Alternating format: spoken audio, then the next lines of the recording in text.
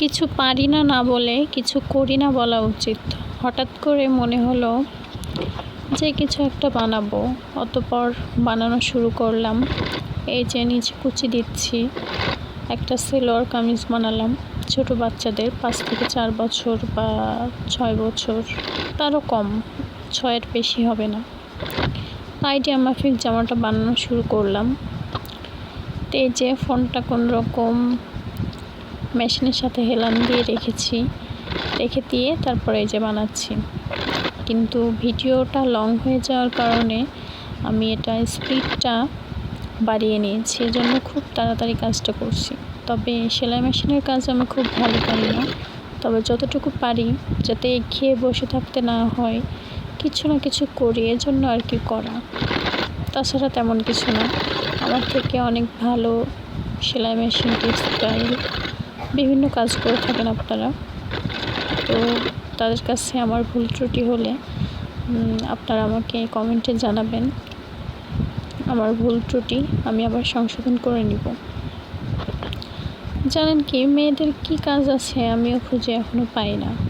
হয়তো বা সে যোগ্যতা অভিজ্ঞতাতে এখন আমি পৌঁছাতে পারি না। যেদিন পারবো সেদিন আমার থেকে খুশি আর কেউ হবে না। অনেক টাকা দরকার, অনেক।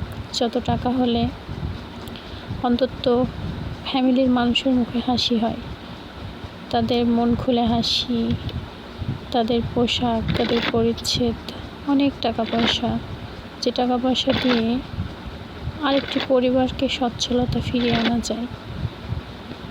আসলে আমরা তো মানুষ হয়ে যখন দেখি মানুষের কষ্ট, যেটা চাই সেটা পাই না। কিন্তু কেন পাই না? সে কাজ হয়তো আমরা করি না, বা আমাদের ফ্যামিলিতে আমাদের দায়িত্ববান যারা আছে তারা অলসতার কারণে আমাদের বিভিন্ন দিক থেকে অসচ্ছলতা, অসহায়, দারিদ্রতা চারিদিক থেকে ঘিরে ধরে। হয়তো বা প্রকৃতির নিয়ম, কিংবা আমরা নিজেরা কিছু করতে চাই না। জানি না কবে কিছু করতে পারবো। এইগুলো ভাবতে ভাবতে হঠাৎ করে দেখলাম যে কী করবো।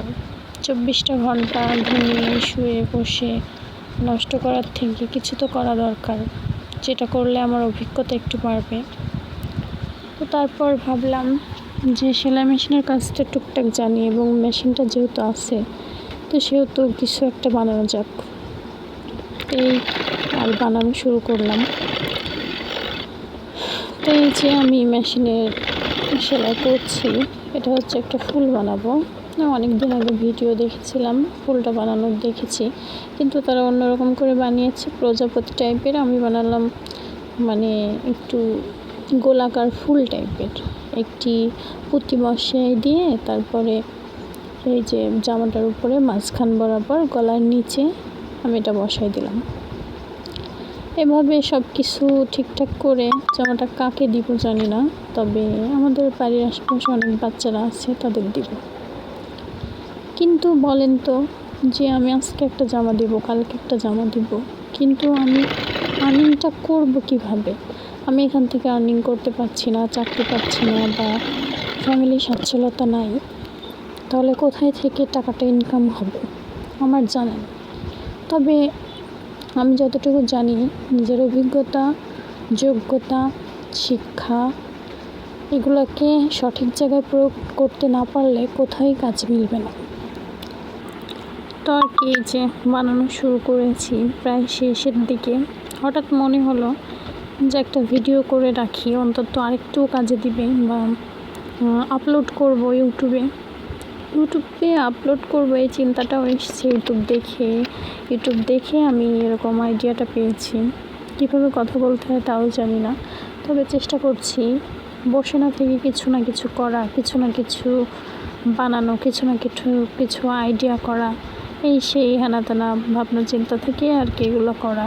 আপনারা যারা ভালো কাজ করছেন, ইউটিউব আমরা যাদের ফলো করি, যাদেরকে দেখি, তারা অনেক এডিটিং অনেক কিছু করে সুন্দর করে আপলোড দেন।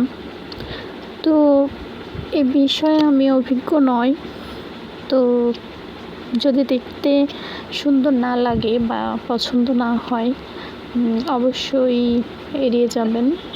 তবে চেষ্টা করব ভালো কিছু করার। দোয়া করবেন আমার জন্য। Thank you for watching. কেমন হয়েছে যেমনটা প্লিজ জানাবেন। যাই হোক, অত আর কিছু বলতে পারছি না, এবার একটু গান শুনুন।